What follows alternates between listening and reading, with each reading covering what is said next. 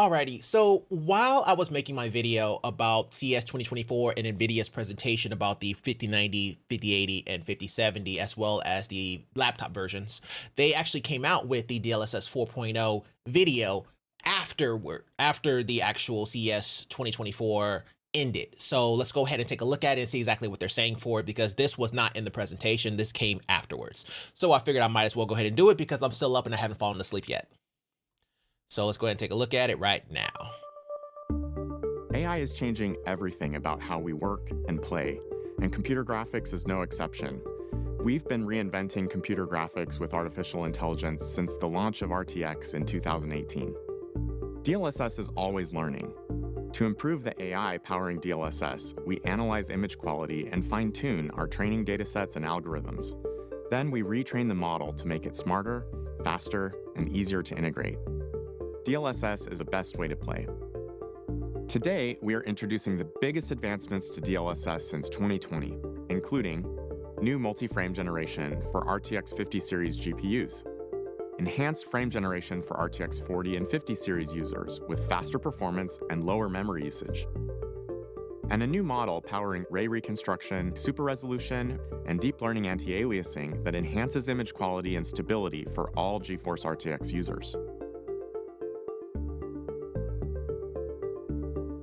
Alongside the RTX 40 series in 2022, we launched frame generation, where an AI network used an optical flow field along with motion vectors from game geometry to generate a single frame between every pair of traditionally rendered frames. The Blackwell architecture is built for neural rendering, and that unlocks new AI capabilities for DLSS. We can now generate multiple frames per traditionally rendered frame. To make this possible, our research team developed a new AI model that generates the optical flow field more efficiently and more accurately in order to generate multiple frames. Multi-frame generation requires consistent and precise frame pacing.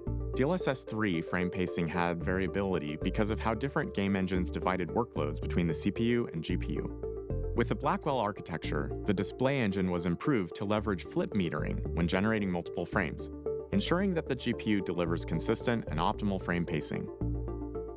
Additionally, 5th generation tensor cores on RTX 50 series GPUs have the computational horsepower necessary to quickly execute this series of AI models. These software and hardware innovations enable DLSS 4 on RTX 50 series GPUs to generate up to 3 additional frames between traditionally rendered frames. This brings revolutionary performance versus traditional native rendering. Most frame generation games available today can easily be updated to enable multi-frame generation with the Nvidia app. In the Nvidia app driver settings menu, open the DLSS override and select your desired output mode in the frame generation drop-down menu. When RTX 50 series graphics cards hit store shelves, multi-frame generation will be supported in more than 75 games and apps. In addition to multi-frame generation, our team has also been hard at work developing foundational improvements for our existing DLSS technologies.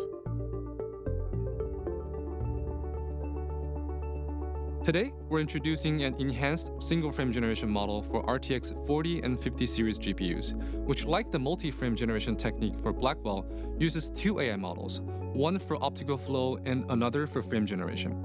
The result is increased performance and lower VRAM usage, as you can see here. DLSS 4 also introduces a more powerful transformer-based model for super resolution ray reconstruction and DLAA, using 4x more tensor core processing power to reconstruct images at even better image quality for all RTX owners. Previously, all these technologies used a convolutional neural network model, also known as CNN. CNNs were the dominant architecture for image-related applications during the early years of deep learning development. A CNN processes pixel information through local operations, spatially around a small number of neighboring pixels, and temporally across multiple frames. Now we're introducing a new transformer-based architecture for the first time. The transformer architecture is driving the scaling laws of artificial intelligence, and it's what powers the recent advancement in AI applications. Compared to the CNN models, transformers use self-attention and can much more easily identify the longer range patterns across a much larger pixel window. Transformers scale much more effectively than CNNs, so our transformer models ingest over 2 times more parameters and requires 4 times more compute during inference. In fact, DLSS 4 on RTX GPUs is the first time transformer models generates sequential images at a high real-time frame rate. Blackwell's tensor cores provides additional hardware acceleration that boosts the inference speed of these transformer models even further. When using DLSS super resolution, the end product of the transformer model is more temporally stable with more image detail in motion. In intensive ray trace content, the transformer model for ray reconstruction gets an even bigger uplift in general quality, especially for scenes with challenging lighting. All the common artifacts from typical denoisers are significantly reduced. With the Nvidia app, GeForce RTX users can optionally update their DLSS games with the transformer model of ray reconstruction, super resolution, or DLAA. In addition to games, DLSS 4 is coming to multiple creative apps, including Unreal Engine 5, D5 Render, and Chaos Vantage. DLSS significantly enhances the real-time viewport experience, multiplying the frame rate in D5 Render, enabling designers to better iterate and collaborate on their work. Neo-rendering is creating increasingly more on-screen content, and these generated pixels are higher quality than what's output by traditional native rendering. With super resolution or ray reconstruction alone, 3 out of every 4 pixels are generated with AI. When adding frame generation, 7 out of 8 pixels are generated by AI.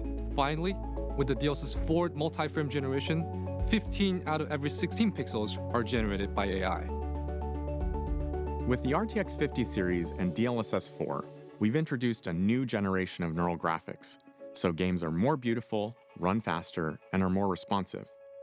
The AI-powered future is here, and DLSS 4 is the best way to play. Okay. All right. So one, let's go back to exactly what he just showed, because that was a very interesting part that he put here.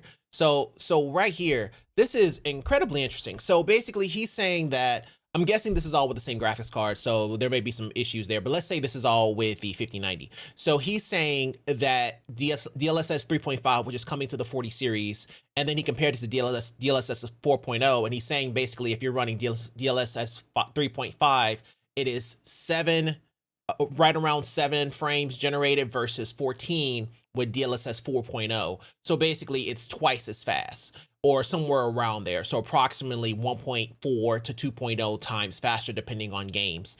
Now that is a very interesting statement, because DLSS 3.5, if you gave that to the 4090, you're already hitting 144. So this kind of just goes back to what I was talking about previously. A lot of this was running with RTX on, alrighty? So most people take that off. So if you take that off with DLSS 3.5, you may not need to go any higher than that, because even though you might get, or let's say 1.5 times the performance with frame generation, what does it matter, man? What does it matter? If your monitor can only go to 4K 240, or if it can only go, let's say 4K 240, if it can only go to 4K 240, then it doesn't matter. You're not gonna be able to see more than that anyway, right? Because it's basically what it's saying is, hey, if you have the 4090, DLSS 3.5 is gonna help give you a nice bump in performance right around 8 to 10% in some games. Whereas, you know, if you don't have the 4090 and you opt for like the 50 series, then you can get even more than that. You know what I mean? You can get somewhere between 1.6 to 2 times more frame generation or frames, because you're switching over to the 50 series. But if you already have the 40 series, you get a nice little bump, and that nice little bump may be enough to give you a consistent, you know, 144 frames per second, depending on what games that you're playing. So the 4090 was so close to hitting that 4K 240, that 4K 165, that, or 165, yeah, and the 4K 144, it was already so close to it. That 10% bump might put you where you need to go. Now, sure, you might have to go high on certain games like a Call of Duty, but at the same time, you're still going to get what you need. So now I'm just like, okay, well, if you already have a 4090, we're back to where we were previously. Like if you already have the 4090, there's no point in going for the 5080. If you have the 3090, there's no point in going for the 4080, so on and so forth. So it looks like that's going to be the case here as well, because it's just, okay, 240 frames per second that is giving you with RTX on. Most people turn it off. So now you got like 300 and something thousand frames per second. Why? But the fact that the 40 series are actually getting a bump as well is very, very nice, because that 10% difference may be the difference between you being at 110 frames per second and you hitting 120 in certain games. So I would say that is kind of where you want to be with that, and that is a really, really good offering for them. So, and the fact that you get that for free is even better. So those are my thoughts on DLSS 4.0. I'm excited to see it, as well as DLSS 3.5. I think that in the future we're going to need something like that if monitors start going from 4K to 8K and stuff like that. But we don't really see that generational jump anytime soon. Ideally, 4K OLED is kind of what's leading the way, and it's still 4K OLED 240. But at the same time, even if it goes 4K OLED 360, who cares? You know what I mean? Now, it would be interesting to see, what the inputs are, like HDMI 1 point, whatever. It would see exactly what it's supposed to be. But as of right now, it's not really too impressive, because it's like, okay, it's just a frame rate generation that you don't necessarily need. Now, what is interesting is if we go back to the 3-minute mark, if we go back, I made sure to remember it. All right, Single frame generation model for RTX 40 and 50 series GPUs. Alrighty, so just wanted him to go ahead and get that off his chest. But whenever we're looking at the actual differences between okay, here we go. So current 4K DLSS field frame generation versus the new 4K DLSS frame generation, they look, okay, well, the one that's on the left looks a little better than the one that's on the right. This is what I wanted to see. I think that if we're going to say 4X DLSS 4.0, I wonder if the quality will take a huge nosedive because of it.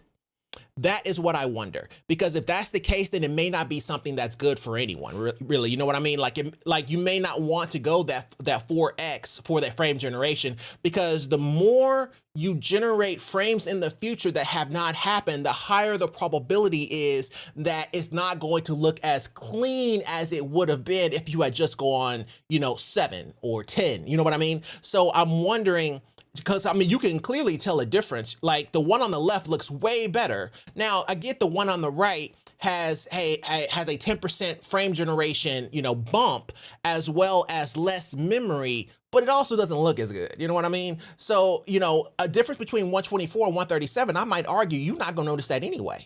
You know what I mean? If you're getting me 124 consistently on 4K 120, then I don't care, bro. Like if you're getting me 4K 120 versus 4K 137, you're not gonna notice that difference anyway. So you're better off just taking what you currently have than the new DLSS frame generation that they gave you, because the quality decreases because of it.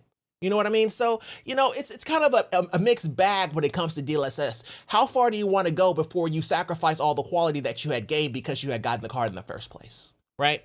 And I think that's going to do it for DLSS in today's video. Thank you guys so much for watching. And also, I also made another video as well talking about the RTX 5090, 5080, and 5070. Please check that out. It will be in the description. And if you like this video, go to the like button. If you really like it, go to subscribe. I love you either way. Take care. All the best and bye. I will see you next time. Peace.